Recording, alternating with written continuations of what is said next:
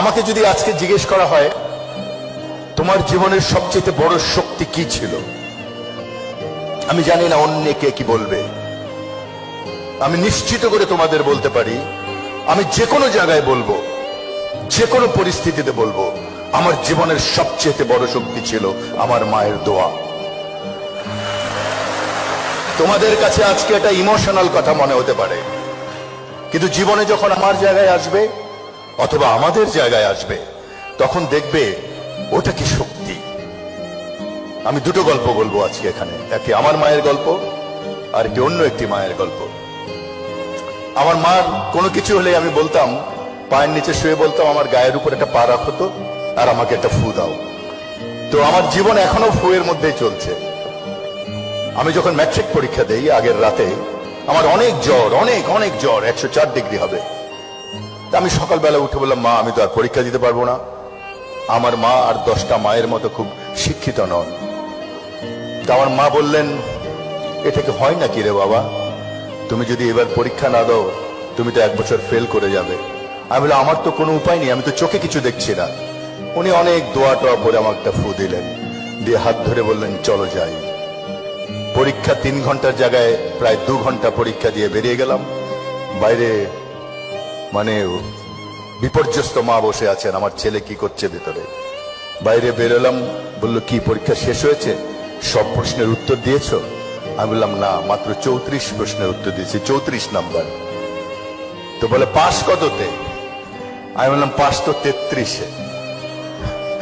আমি বললাম, মা তোমার ফুয়ে আর কোনো কাজ হবে না। বলে আচ্ছা কাজ না হোক, আসো না একটা ফু দেই। এবার ফুটে একটা নামাজ পড়ে দেই। ওখানে 2 রাকাত নামাজ পড়লেন, একটা ফু দিলেন সারা গায়ে। বিলিভ মি, এটা হয়তো এটা এক ধরনের কাকতালীয় ব্যাপার হতেই পারে, কিন্তু আমি আজও বিশ্বাস করি 34-এ পেয়েছিলাম। সো আনিসুল হকের জীবনে ওই মার দোয়া দিয়ে আমার সারা এখনো কোনো কিছু হলে মায়ের কবরের কাছে যাই, যে দাঁড়াই। এই কি বলে, এই মেয়রের পদে আমি দাঁড়াবো না ঠিক করছিলাম যে না, আমার দ্বারা তো খুব কঠিন একটি কাজ, আর আমি মানসিকভাবে তৈরি নই। তো আমার বাবার বয়স 95। বাবাকে যে বললাম, বাবা কি করব, মাননীয় প্রধানমন্ত্রী চান যে আমি মেয়র হই, একটি বড় উপহার একজন প্রধানমন্ত্রীর কাছ থেকে, কি করি আমি? বলে তোমার মায়ের কাছে যাও। তো আমি বলি, মা তো কবরে। বলে ওইখান থেকে ফু দিবে, ঘুরে আসো। তো বুঝলাম বুড়া বোধহয় আগের দিন রাত্রে বুড়িকে স্বপ্ন দেখছে। আরেকটি মায়ের গল্প বলি। এই মায়ের গল্প তোমরা অনেক পড়েছ, শুধু মাই পারে এটা করতে। 71 সাল 15ই আগস্ট একটি ছেলে রমনা থানায় আটকে গেছে। মাকে খবর পাঠানো হয়েছে যে ছেলেকে অ্যারেস্ট করা হয়েছে, কারণ সে মুক্তিযুদ্ধের কাজ করতে চায়। বাকের নাম ছেলেটি। ছুটে গেছে মা। সন্ধ্যার সময় জড়িয়ে ধরতে পারে না, কারণ মাঝখান তো জেলের দেয়াল, জেলের রড সমস্ত থানার মধ্যে। ছেলেটা কাঁদতে কাঁদতে বলল, মা 3 দিন থেকে এখানে আছি, ভাত খেতে দেয়নি। মা আর কোনো কথা না বলে ছুটে গেছে। 3 ঘন্টা পরে এসছে ভাত নিয়ে, ছেলে নেই। সে ছেলেকে আর পাওয়া যায়নি। মা মারা গেছে 15 বছর পর, 85, সে একই দিনে। এই 15 বছর সেই মা একটি ভাত খায়নি, একটি লোকমাও ভাত খায়নি, কারণ সে তার ছেলে বাকেরকে খাওয়া পা দিতে পারেনি। এই হলো মা। সুতরাং আমি তোমাদের বলি, এই বয়সে এসে, আমার বয়সে কিন্তু আমি বুঝতাম না যে মার বা বাবার দোয়া কত পরিশ্রম। ওদের একটা স্বপ্ন আছে তোমাকে নিয়ে, সেজন্যই এত কষ্ট করে তোমাকে পড়ায়। ওদের একটা স্বপ্ন আছে, বাচ্চা এটা হবে ওটা হবে। তোমার স্বপ্নের সঙ্গে সেটি নাও মিলতে পারে। স্বপ্ন নেই জীবনে এমন কোনো মানুষ নেই।